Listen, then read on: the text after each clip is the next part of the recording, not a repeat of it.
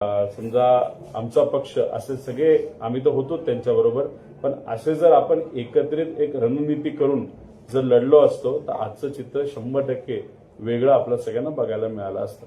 दादा रुपाली ठोंबरे ज्या अजित पवार गटाचे नेते आहेत त्यांनी असा आरोप केलाय की ज्या मशिनरी त्यांना त्याची आयडी दिली होती त्या आयडी मशिनरी मतमोजणी करताना त्या मशिनरी नव्हत्या.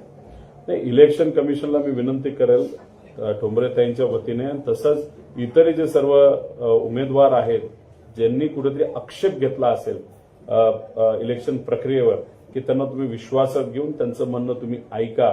ते काय म्हणतात त्याच्यामध्ये जर तथ्य असेल तर इलेक्शन कमिशनली लोकशाही लक्षात घेऊन त्या मतदाराचं ऐकून त्याच्यावर ऍक्शन घेणं हे अपेक्षित आहे.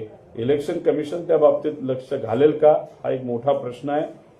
त्याच्यावर काही कारवाई करेल का हा दुसरा महत्वाचा प्रश्न आहे.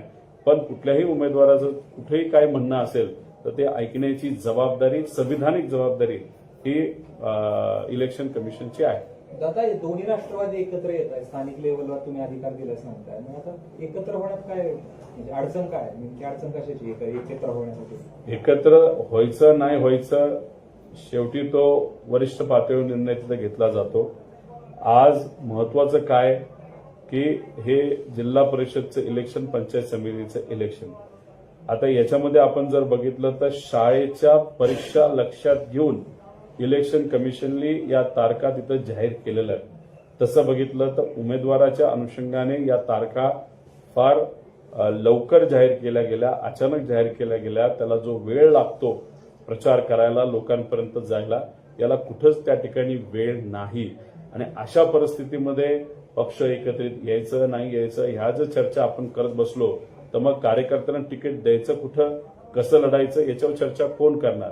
त्यामुळे आता महत्वाचं काय, या इलेक्शनबद्दल चर्चा करणं, योग्य असा निर्णय देणं आणि उमेदवारी त्या ठिकाणी जाहीर करणं. त्यामुळे आमचा पूर्णपणे फोकस या कार्यकर्त्यांच्या जिल्हा परिषद, पंचायत समितीच्या या 12 जिल्हा परिषदमध्ये त्या ठिकाणी आमचं लक्ष आहे. रोहित पवारांना काय वाटतं, एकत्र यावं का, विलिनीकरण व्हावं का? मी आज फक्त या इलेक्शन पुरतं सांगतो, बहुतांश कार्यकर्त्यांचं, पदाधिकाऱ्यांचं आणि उमेदवारांचं मत आहे की मतामध्ये विभाजन झाल्यामुळे विरोधकांना त्याचा त्या ठिकाणी फायदा होतो.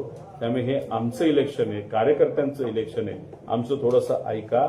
या इलेक्शनमध्ये आज एकत्रित लढणं हे अतिशय महत्वाचं आहे. आणि रोहित पवार हा एक कार्यकर्ता असल्यामुळे कार्यकर्त्याच्या भावना त्या मी समजून घेऊ शकतो. त्यामुळे त्या भावना बघता या येणाऱ्या निवडणुका एकत्रित लढणंच हे योग्य ठरू शकतं असं मलाही त्या ठिकाणी वाटतं. त्याची परिस्थिती तुमच्या नजरेतून कशी वाटते? ते याच्यामध्ये भाजप नक्कीच त्यांचा जर आपण परफॉर्मन्स बघितला तर खूपच चांगला परफॉर्मन्स आहे. त्याच्यामध्ये जे देवेंद्र फडणवीस साहेब स्वतः प्रत्येक गोष्टीमध्ये लक्ष देऊन होते, त्यामुळे त्यांना चांगलं यश तिथं आलंय, आपल्याला हे स्वीकारावंच लागेल. राहिला प्रश्न एकनाथ शिंदे साहेबांचा आणि अजितदादांना, हे स्वतः समोर जाऊन लढणारी माणसं आहेत. पण भाजपकडनं एक खासियत अशी आहे की ते सिस्टमवर जास्त लक्ष देतात. मतदार नोंदणी झालीये का नाही झाली याचा पूर्णपणे अभ्यास करतात. बूथ लेवलला जाऊन भाजप हे काम करतं, पण तसं काम हे मात्र दुसऱ्या कुठल्याच पक्षाकडनं तेवढं खोलात जाऊन केलं जात नाही असं वाटतं. त्याच्याचबरोबर भाजपला मदत करण्यासाठी त्यांची एक स्वतःची संघटना आहे आणि ती संघटना डिसिप्लिन असल्यामुळे त्या संघटनेचा फायदा हा नक्कीच भाजपला तिथं होत असतो.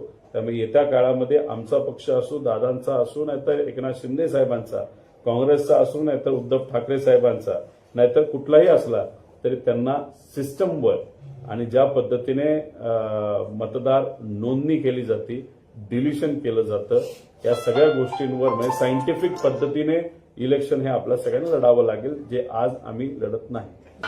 महाराष्ट्राचे सर्वमान्य दैनिक समर्थ गावकरी अहमदनगर, पुणे, नाशिक, जळगाव, धुळे, नंदुरबार, सोलापूर, कोल्हापूर, सांगली, सातारा, मुंबई, ठाणे, पालघर, रत्नागिरी, रायगड, सिंधुदुर्ग, नांदेड, उस्मानाबाद, बीड, औरंगाबाद, नागपूर, गडचिरोली, भंडारा, गोंदिया, अकोला, यवतमाळ, बुलढाणा येथून एकाच वेळी प्रसिद्ध होणारे एकमेव दैनिक सर्वसामान्य जनतेचे खुले व्यासपीठ.